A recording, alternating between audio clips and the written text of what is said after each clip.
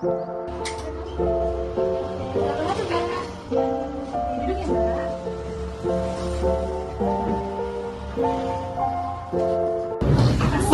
Waalaikumsalam. Bagaimana kabarnya Mbak?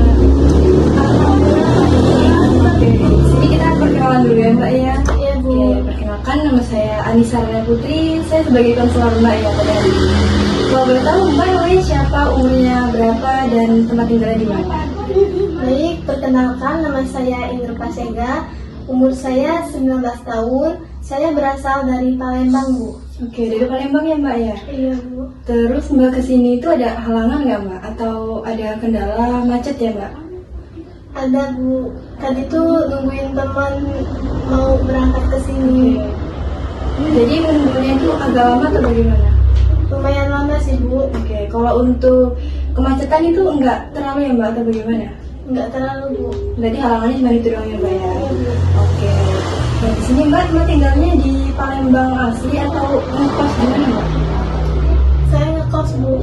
Oke, di mana Mbak kalau boleh tahu? Di Sukarame Permata Biru. Oh oke. Dan kesibukannya apa ya Mbak sekarang ini? Kegiatan saya hari ini kuliah, Bu. Kuliah. Semester berapa Mbaknya? Semester 4. Semester 4. Oke. Kalau boleh tahu Mbak menghubungi saya yang minggu lalu ya Mbak ya. Kita adakan pertemuan pada hari ini di jam berapa ini? Jam 7:30 pagi. Boleh tahu Mbak dapat info hubungi saya itu dari mana ya Mbak? Saya dapat nomor telepon Ibu dari teman saya. Oh dari sini. Dan di sini juga Mbak sudah berbicara dengan keluarga datang ke konselor ini atau hanya persetujuan pribadi? Persetujuan pribadi. Oke. Mbak, kita adakan sesi konseling ini dalam 45 menit ya Mbak ya. Dari jam 8 ini sampai 45 menit ke depan. Nah, dan di sini juga saya memakai beberapa asas di konseling ini ya Mbak. Saya sebagai konselor harus menjadi kualitas pribadi konselor yang baik juga. Ada beberapa asas seperti asas kerahasiaan, ada asas keterbukaan, di mana Mbak nanti menceritakan apa yang Mbak alami, apa yang Mbak rasakan. Saya akan menjaga sepenuh hati, dan saya juga memakai asas-asas lainnya yang memberikan saya sebagai pribadi konselor. Itu apakah Mbak setuju dengan persetujuan saya? Baik, setuju Bu. Oke, di sini. Baik, pertama ya Mbak ya. Ya, Bu. Boleh saya ngerti juga Mbak ya. Dengan nama Mbak Ingrid. Yang pertama ini, mari kita fokus pada apa yang Mbak alami saat ini. Mbak boleh ceritakan. Baik, jadi gini ya Bu. Saya itu orangnya introvert. Saya itu sulit bersosialisasi di lingkungan rumah saya. Saya juga kadang merasa gimana gitu.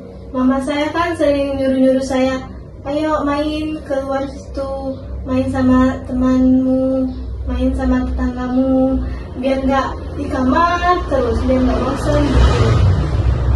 Oke, jadi Mbak ini sebenarnya mempunyai rasa kurang percaya diri ya Mbak ya. Tapi orang tua juga sudah mendukung kalau Mbak ini harus bersosialisasi penuh.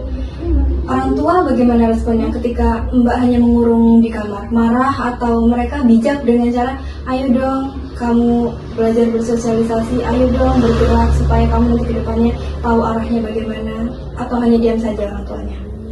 Ya, orang tua saya pernah bilang, kok kamu di kamar terus, kamu nggak main tuh sama teman kamu itu.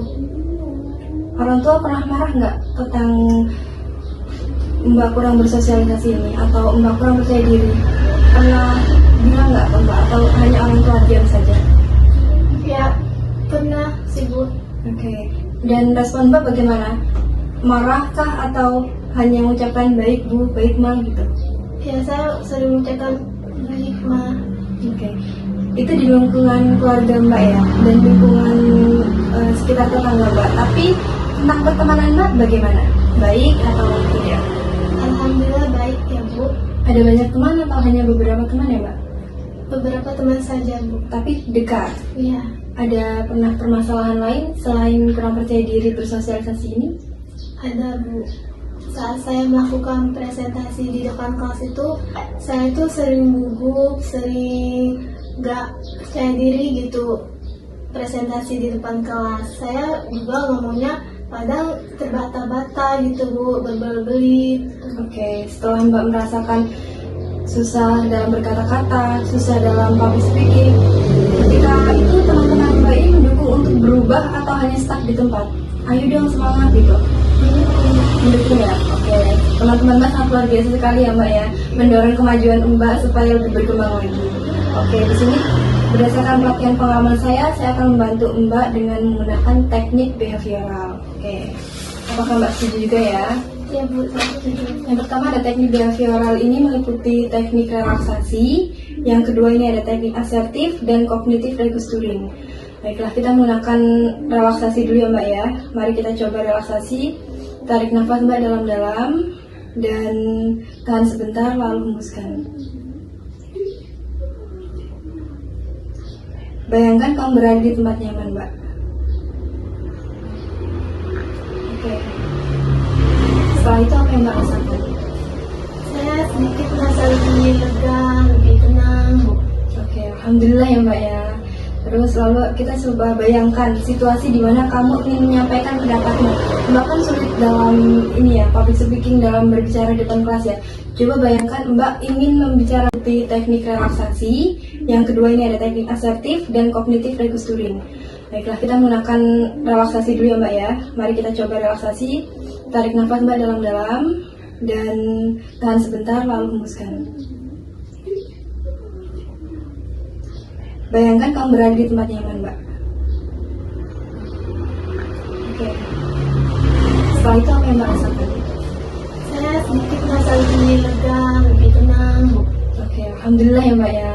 Terus lalu kita coba bayangkan situasi di mana kamu ingin menyampaikan pendapatmu.